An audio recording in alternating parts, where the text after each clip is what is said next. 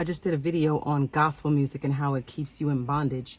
Gospel music is like Tyler Perry movies, and so are the sermons that are being preached and a lot of the gospel songs that are being written in his scripts. It's always about the Black people's struggle. It's all about what they're going through and how they had to pray to God to get through.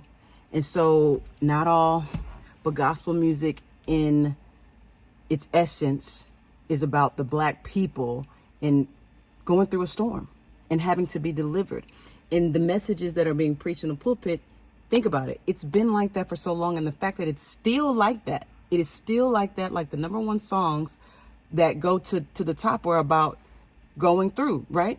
That means the people are not being taught. They're not being taught how to be victorious. They're being taught how to be codependent.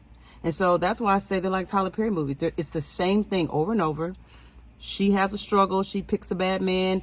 Are all the men always beaters and cheaters? Does she always pick somebody bad?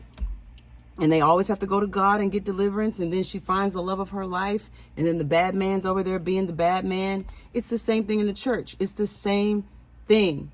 You're going through, and I'm going to preach a message on getting to the other side, and everybody starts hooping and hollering. So that's why I say that I've never been into Tyler Perry's movies, even when he first came out in the plays, because I had just came out of a divorce of abuse, domestic abuse. I don't want to see it played out on a stage and be triggered and relive that.